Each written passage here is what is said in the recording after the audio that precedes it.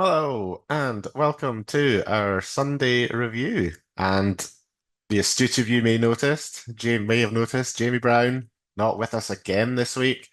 Our glorious leader once again deciding that there is a life outside NRL Fantasy. I mean, getting an engagement ring. What's that all about? Come on. There's some water polo football to be watched. That's where your priorities should be.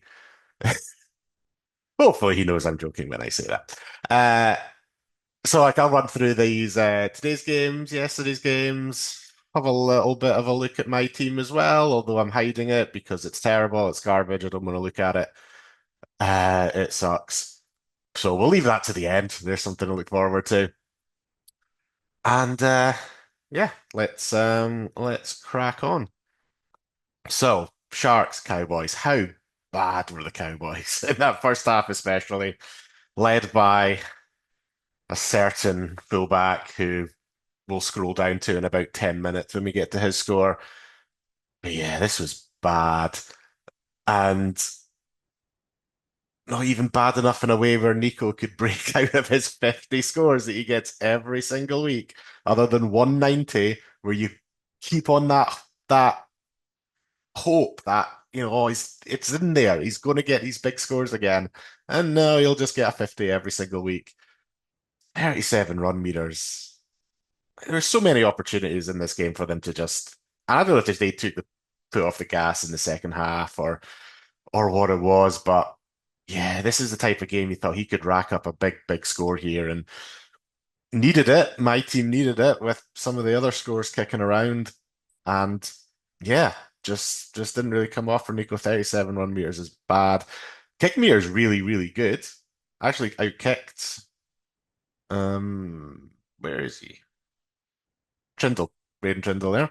So, I mean, that's really positive from a Heinz owner point of view, but yeah, just needs to run the ball more, needs to get more attacking stats, and can't probably rely on the big kick meters and the goals every single week. But regardless, he'll end up on a 50, somewhere between 45 and 55 every single week, and from now until the end of time, probably. So can't really complain. Just would have hoped for a little bit better. Players that did provide a little bit better. So Cam McInnes, I sold him a couple of weeks ago. Of course, I did. He's had a couple of decent scores in a row.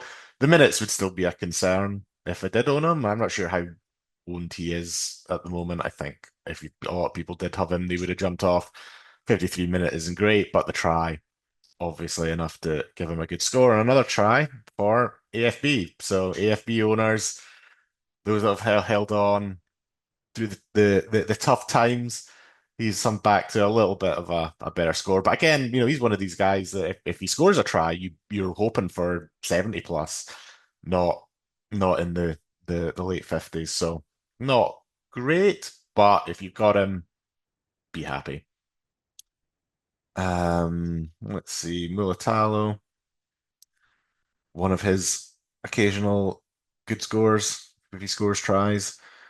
Not a whole lot of fantasy relevant guys in here. Um, Dearden, if you jumped on him as a bit of a pod, Sinbin hurt him, would have been on for a good score otherwise.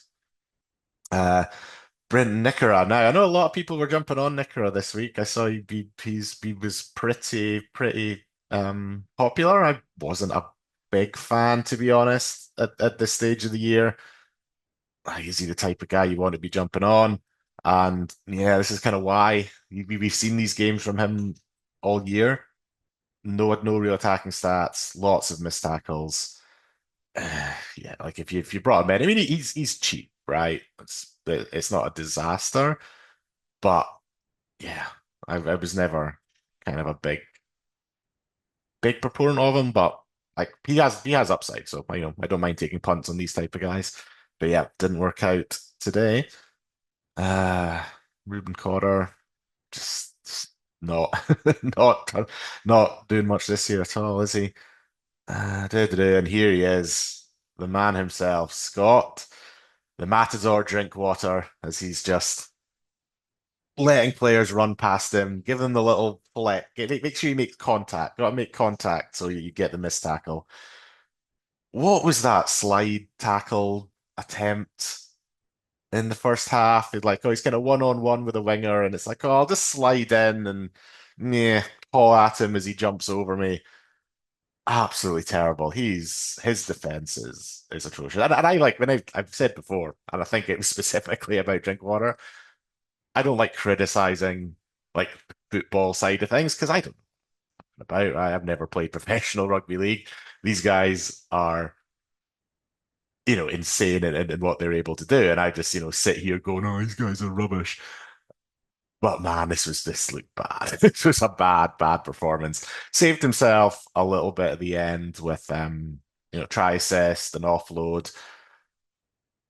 Not doing the goal kicking, that's really, really concerning. I don't know if like he was carrying something. He seemed fit. Like I didn't really see anything that looked like he was carrying an injury. Um, but yeah, if this is and he's been kicking okay from memory over the last, few weeks.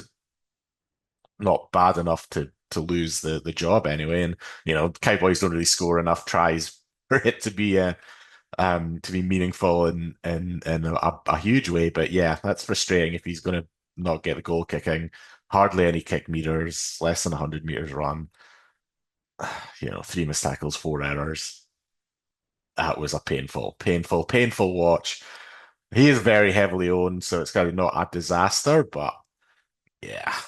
Hopefully I bounce back next week, but yeah. I mean, this is his, right? We know what Drinkwater is now, and it wasn't in the teens. So, not his worst score of the year. Yeah, this is just you just live with him, and he's a perfect. There's a couple of guys with like him, and I mean, in my team, him and like Marky Mark, where at this stage you can't sell them. Oh, Mark, I mean, I know some people are selling them, and with my trade situation, I kind of don't think I can sell them, but you want to loop them rather than having to play them every week. And yeah, unfortunately, this week I played Drinkwater straight up, and this is what you get. Okay, what else was there? Purdue back in the halves, just nothing.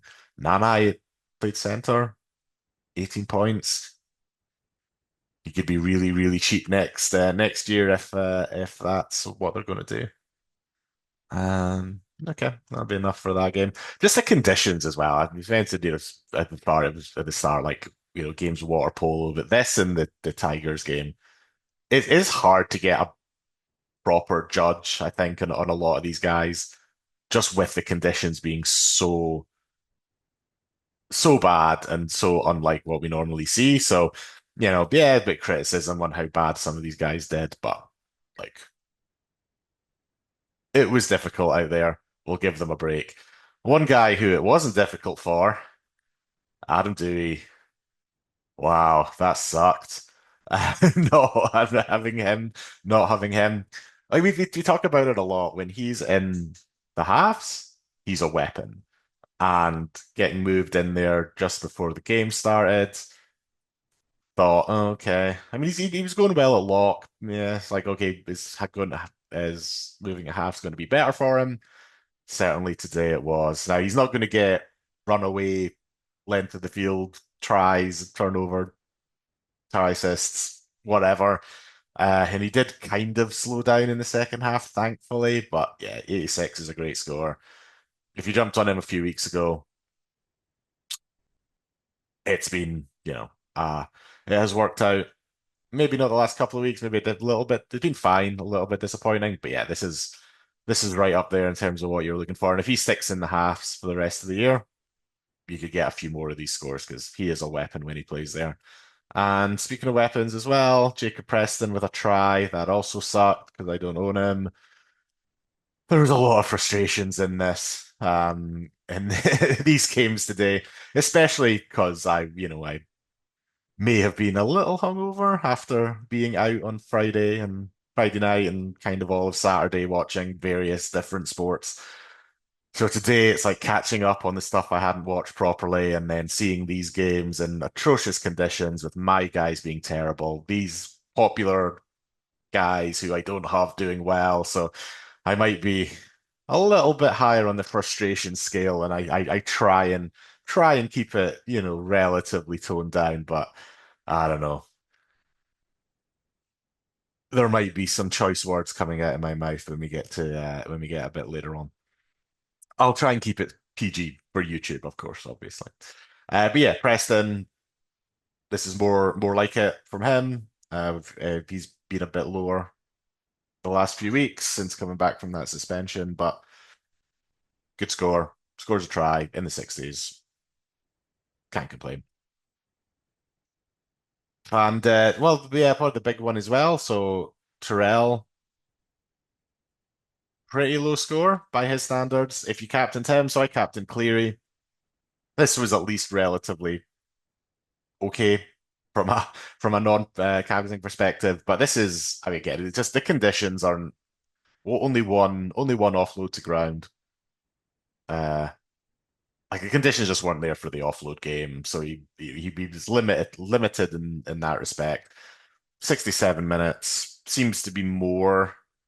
Like he's getting more rests now towards the back end of the season, so this is maybe where we'd expect him to be.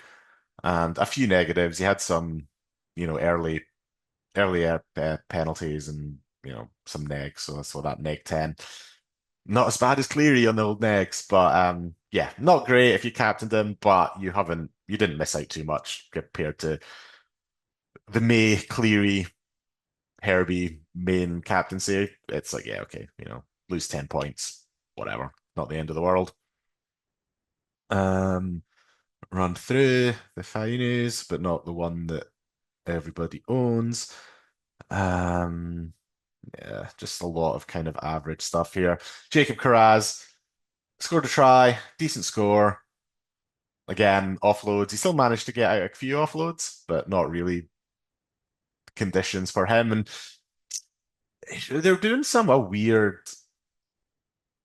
switching kind of thing with him and Crichton, where Carraz would play fullback, but then when they were attacking, go more to the centers, and Crichton would sweep around. And I mean, it worked on a couple of occasions, I guess, but overall, really didn't work too well in the overall game. He also was quite on he also had that offload try assist call back for a forward pass, and yeah, it was probably forward, but I've seen a lot worse go unchecked this year. That would have put him up, to the 50s. But again, he's a guy, he's very, very heavily owned. He did fine. I don't worry about him too much. What I was worried about, well, though, was Lockie Galvin. So he came into this game. I bought him a couple of weeks ago. He had a good score last week. This is, definitely on the lower end. And I came into this game and it's like he's going to go two ways.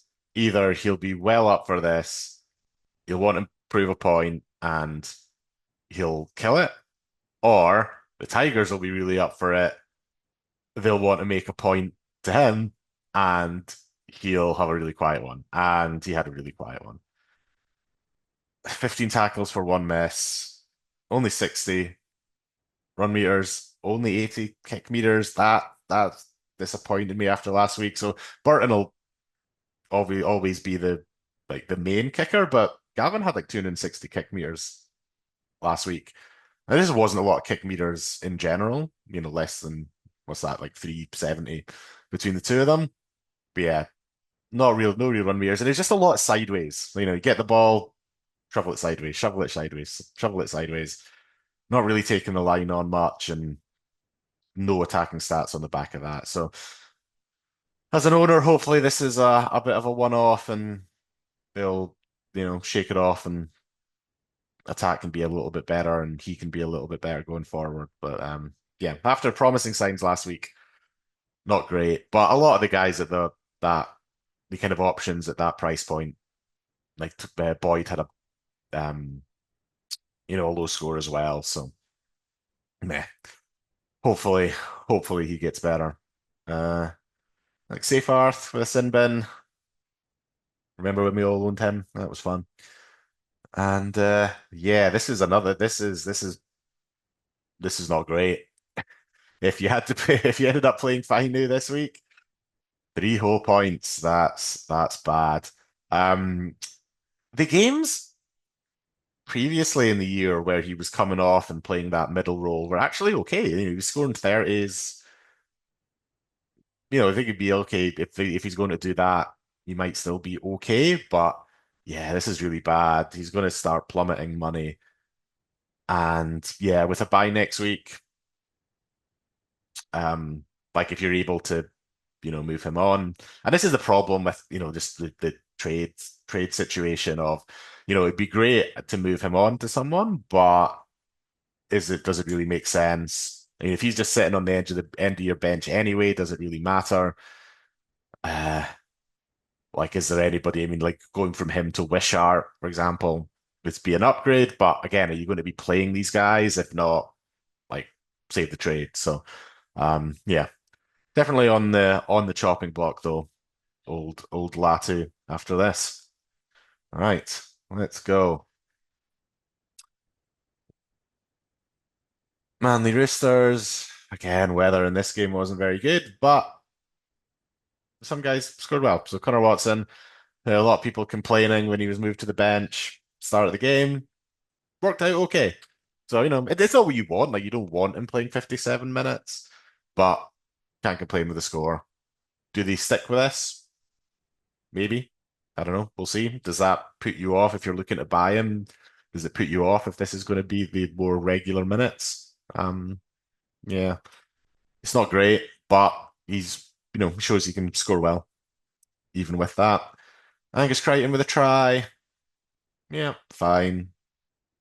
Not a lot of attack. He hasn't been great since I brought him in anyway, because obviously nobody is when I bring them in. That's what I do to guys. But 56, we'll take it. Valley White, if you've still got him, yeah, 47's okay. Rob Toya, Hugo. I think most people would have sold Hugo by now, but 41. And then we get into some of the probably more relevant guys. So Mark, 35. I mean, he hasn't scored a try in 4 weeks, which is concerning as an owner, and I get why people are jumping off. But I just think he has such a high ceiling that I don't want to sell him. Like he's a great looper. If you can loop him every week, and then yeah, some weeks you'll get a 30 odd, but then next week you can get a 70, and you don't want to sell him. Or at this stage of the year, like I'm always wary of selling guys that have big upside. So yeah, I'm going to hold on to Mark and hope that he can start getting back into the tries because he does a lot of work. You'll get offloads and tackle busts, and he got a try assist off a kick, his little tap back. So he keeps himself involved. We just need to get him scoring tries again. Siwa Wong, lower one if anybody still owns him. Teddy. Yeah, it's again tough conditions, not the best. Very heavily owned. He's just somebody that just sits in the big, I don't even really watch him all that much anymore. It's just, hey, Teddy's going to be fine. And he'll have quiet games, he'll have really good games, but so many people own him. Is it making much of an impact? Uh, maybe if you've got really luxury, positions and you're looping guys like that, your team's in a much better position than mine. Uh, might be an idea, but yeah. Yeah, like Teddy's Teddy. He's fine. Cherry Evans, lower one after a good score last week. And Turbo with his lowest in a while and kind of coinciding with him moving back to fullback for various points of the game. Not having that tackle base really hurt his overall score here. Yeah, he gets a try assist. Run meters are fine. But yeah, that tackling numbers he was getting in centers really helped him.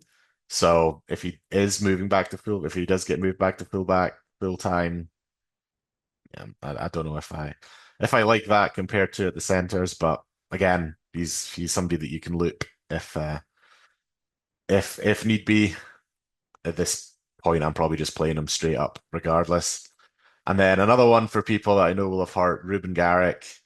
If you've held on to him and you're still playing him, that sucks.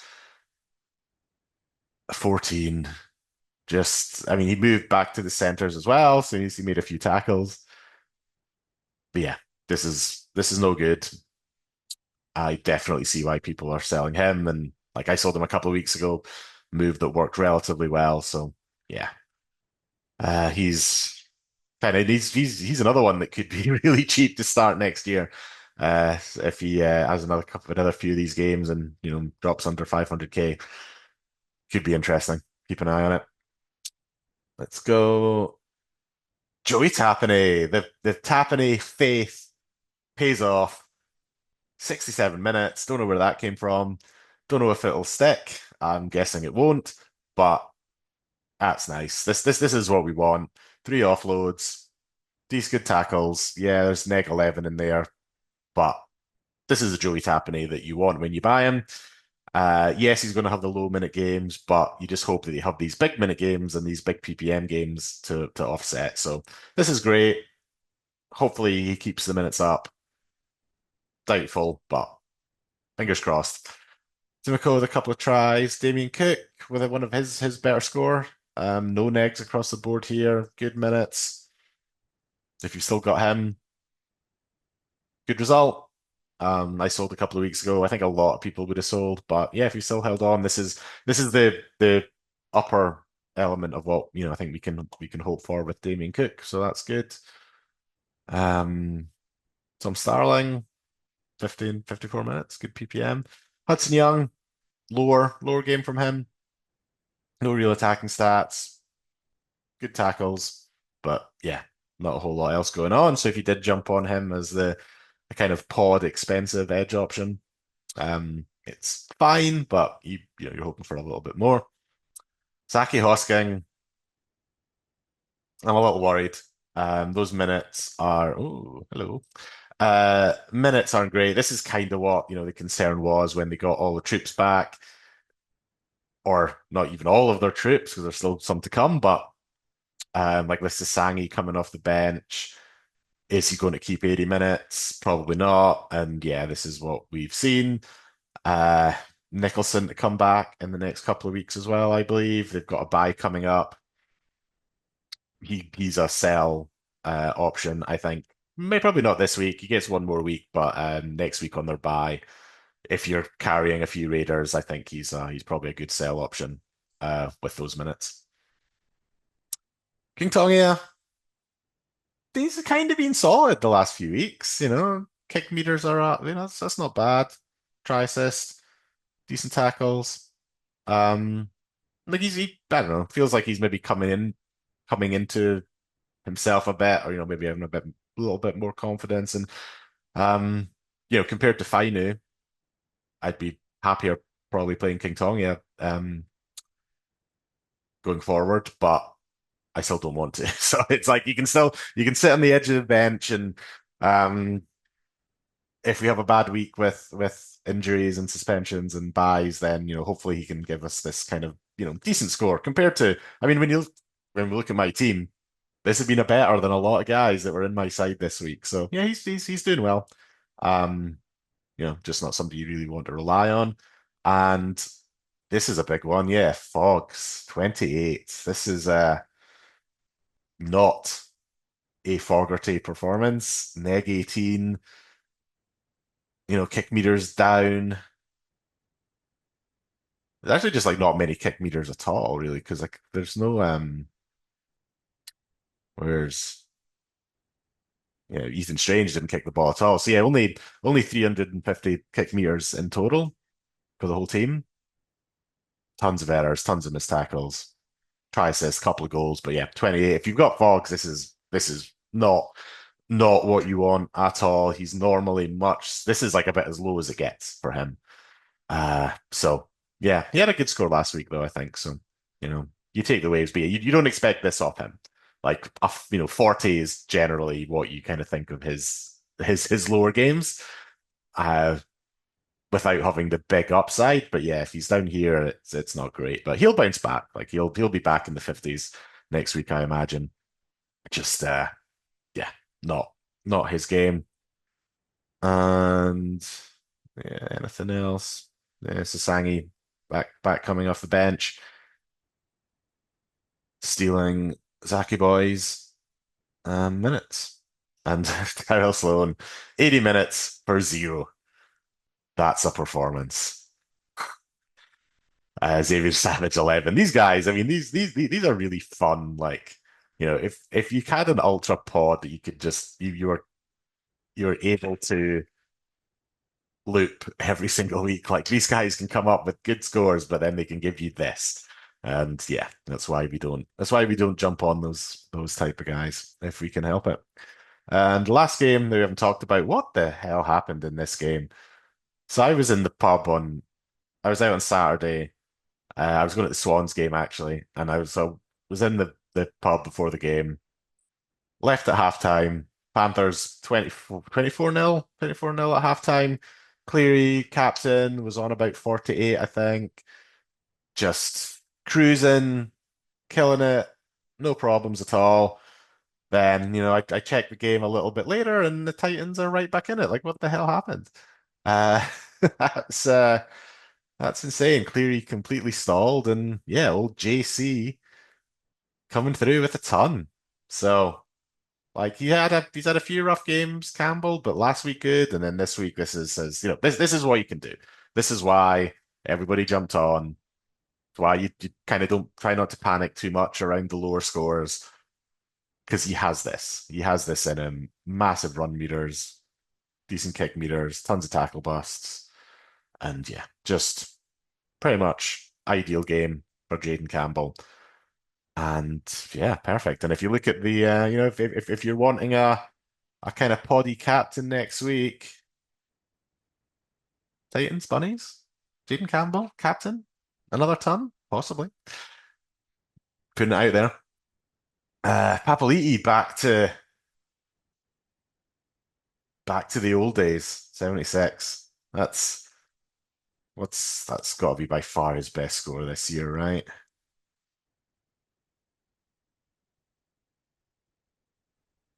76.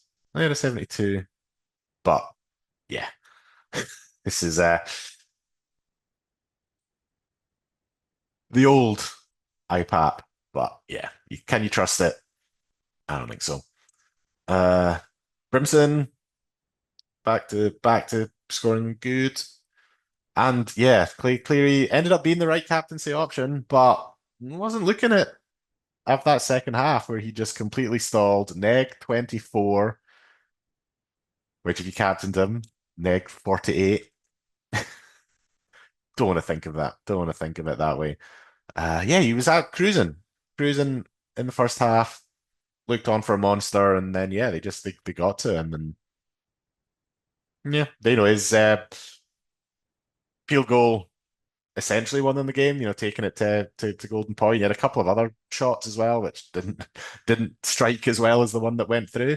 But yeah, look, big kick meters, not really a lot of run meters, but this is Nathan Cleary, right? And you can captain him every week for the rest of the year. Don't worry about these. This is a bit of an outlier. To me, this is fine. And yeah, he's going to be one of the captaincy options. And Bowie back to something of a normal score, 54. That's fine. Best score since I brought him in, so that's something. Still not a lot in attack. Um, yeah, few penalties, few missed or a few errors, sorry, and a few missed tackles. But yeah, that's fine. This is a more solid game, what you can expect from him. And then, if he jags a try, he's into, real good scoring territory. Cleese Haas, clearly the Haas that we want. I mean, who needs Payne Haas? Cleese Haas is the guy you want. Casey McLean. Yeah, I'm kind of thinking about him as like for next year. We start thinking towards next year, and this might bump his price up a bit to be where he's too expensive. But in terms of these young guys making the leap, those guys out there that are just can they move to another level? And is Casey one of those guys that he's kind of he's 36 average. Can he push that up to be a more regular? Maybe not fantasy gun, but somebody with value at the start of the year. So I don't know. These are the type of guys that you kind of look at and go, kind of Would like him to score pretty poorly and then, jump on next year, but we'll see. Edwards back to kind of normal with his 43, decent, but not the heights that he has been hitting. But you'll take that. Like if you bought him a few weeks ago, he'll take a 43. But this is just more a kind of normal performance. Blaze, couple of tries, yes, and yeah, we have to talk about Isaiah Yo. Yet another excellent trade for my team where you bring him in and he gets injured. Now he at least played on, and I haven't heard. So there seems to be chat of between 1 and 3 weeks, maybe. So yeah, it's going to be a tricky one. I need to get more word hopefully through the week. I'm not. Yeah, who knows? If it's a 3 week injury, it'll be so frustrating. What do you do with that? Do you hold to yourself? It's 1 week. Be an easy hold. If it's longer, it's kind of difficult, especially with some of the buys that we've got coming up. But yeah, hopefully he's fine. Hopefully he's all good. And just another excellent trade. Excellent trade. And yeah, I think that's probably it. Jenko, 25 with a try. Back to the back to back to back to earth a little bit there. All right, so that's those games. I'll have a little look at my side here. So this is what I was not wanting to really look at. 874, not great. Galvin 21, Drinky 23, Mark 35, Yo 34, Teddy 31, Turbo. This is what we started about King Tonga. So you outscored one, two, three, four, five, six. Six of my starting 17 outscored by King Tonga. So that isn't good. Isn't good at all. Uh, so yeah, one trade this week was trading out Hughes for Yo. So that was one broken guy for another possibly broken guy. I'm not like this is it was the right trade. I had to do it. I had to bring in a mid and was glad that I did because if I had, I saw with the Haas news, if I'd gone Hughes playing in the first game to somebody else, say said did a Hughes to you know Isaiah Katoa or something like that, I'd have been screwed because I would have had no mids. Well, I would have been short one mid. I would have had to, either play Talon De Silva, move Clark down, play short, have to make another trade. So bringing in a mid was definitely something that I had to do because I've got May on a buy, Tapani on a buy in the next couple of weeks. And this is where my problems will run into if Yo is out next week because May is. Hopefully Haas is back. He bloody better be. But if Haas is back and Yo is fine, then we're all good. We've got Clark, Yo, Haas, Tapani. If Yo is out, then we're a mid short, or we move Clark in and bring up Talon De Silva. So that's going to be my if I do make a trade next week. Hopefully, I don't have to. I've got 4 trades left. I'd like to save them. I'll probably trade Hosking next week. I'm just trying to react to injuries at this point. But yeah, if I need to make another trade, this is where it gets kind of a difficult. Like, do I jump early on moving off Hosking to bring in a strong mid? Do I trade Painu out? Got 94K in the bank. He's going to lose a bit of money. Is there a mid around the 500K mark that I'd want to bring in? And it's a little. I was having a quick scan, a little sort of Michael Molo. If he sticks on the edge, plays 80 minutes, could possibly be a cheap option. I don't know. We're getting a bit desperate um, at that stage. So I'm not going to think too hard about it for the time being. I'll wait to see what the Yo news is and take it from there. Because if he plays, it's all fine. If he's out, we're in trouble. And if Haas is out as well for whatever reason, then I've just got no mids and it's game over. Pack the car, we're going home. My overall rank 54,000. I'm just stuck, right? Like I was looking at my thing and I made this huge jump in round eight. Was it round? Yeah, round 18. So I went from outside the top 10K to 5,800, and then I'm up a couple of bits, down a couple of bits, up a couple of bits, down a couple of bits, stuck outside 5K. It's bloody annoying. How hard is it to get to the top 5K? I mean, come on. And I was just going to leave it because I talked about it, but Mr. Farnworth. I don't want to steal Mitch's thunder. I know we're all waiting for his reaction, but as a fellow non-Herby owner, oh my God, like 45 points in 18 minutes.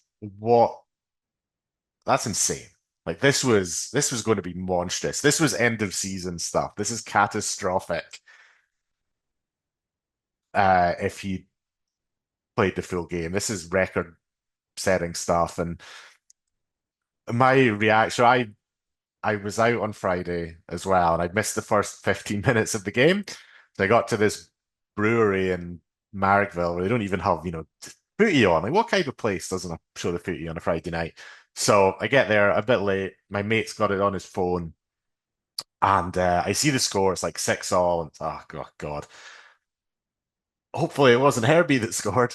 So I go on the app, not the fantasy app, just I don't know what he scored, the NRL app.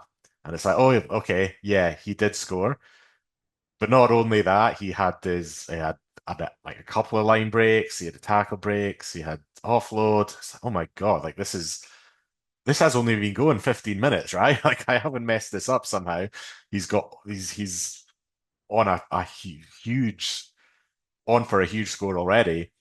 And then just as I was kind of muttering to myself, looking at my phone, my mate who had it up was just like, "Oh, he's gone again, go Herbie." And I'm like, "What?" And then he breaks through, and the words coming out of my mouth are not suitable for YouTube. So I won't I definitely won't repeat them. But I'm giving it. I'm almost ready just to walk out, go back home, and then the sniper from the sky. And look, it sucks. Like it sucks for him. It sucks for the Dolphins taking fantasy out of it, right? We don't cheer on injuries. Like that just sucks. Like don't do that. But if there was ever a moment where I just breathed a huge sigh of relief, it was that. That was absolutely crazy. And like if you captained him, I mean, tough. Like it's so good. He was so good that you got a decent score. I mean, if you captained him over Terrell May and Cleary, and somebody had said, okay, Farnworth is only going to play 18 minutes, you'd you'd have written the week off, but he only scored six less than Terrell and 16, whatever it was, less than Cleary. So, absolutely insane that he's able to score so well. Hopefully it's not a bad like the hammy isn't that bad and you can come back if not the end of the season, the finals, if the Dolphins are still going to be up there. Like it'll hurt the Dolphins losing him, obviously. Does it hurt Katoa and that lot? Maybe. But yeah, like hopefully for the Dolphins' sake, they can make finals, get their first finals trip, and he can come back and I can enjoy watching him play rather than swearing every time he touches the ball because every time he does something pretty spectacular. So yeah, for all the Herbie owners, think of all the good times and be happy that you got a good score even out of 18 minutes. That could easily be, like you compare it to a Tino a couple of weeks ago, played about the same time, got a 10. Jerome Hughes went off just over halftime, got a 20 odd. So like he's so special that he's able to score massively in a short amount of time. But it would have been it would have been interesting to see what he could have got to. Like, what would he have slowed? I mean, he would have slowed down. Like, he's not going to score, 180. Is he? He would have slowed down a bit, but this was 100 plus, 120. Like God knows what it could have been. So yeah, salute you, Herbie. Hopefully you come back and you know, next year he's going to be massively expensive. Is he a buy? Like, do people jump on at start just with the pure gun that that he's going to be? Um, yeah, I think that's it. That's all I really wanted to jump back on. I'll just check my team again. Anything else interesting? Not really. Katoa, happy with Katoa. Without Hughes, so that was fine. Talked about most guys. Bo back to kind of, you know, average. Campbell, awesome. Turbo, Teddy, get your act together. Mark, drink water. Galvin, you guys, you're on notice. And this is, I mean, this is what's going to kill me to the end of the year, right? Like, I just have too many of these up and down guys. And there might be a week where I absolutely crush it. Like, they all go well. They all get the attacking stats. They all score tries. And we look great. But yeah, I'm not. I'm not convinced I'm going to have a great end of the season. It's just kind of I don't probably hopefully try and Bradbury my way. Certainly, I definitely want to be top 5K and see if we can make progress from there with as people drop off. If Yo is serious, do people how many people are going to be able to replace him? Or if you're replacing them, is that their last trade, second last trade? So my tactics probably will be hold on to the green dots and yeah, hopefully get some big attacking games out of some of these kind of hit or miss, hit or miss options that we're carrying and sneak our way up. Maybe being able to make a couple of trades towards the end of the year that other guys can't. But cool. That's it. Have a good night, everybody. I think this might come out on Monday rather than Sunday night, I think Jamie was saying, but you'll know when you see it. And cool. See you next week. Bye.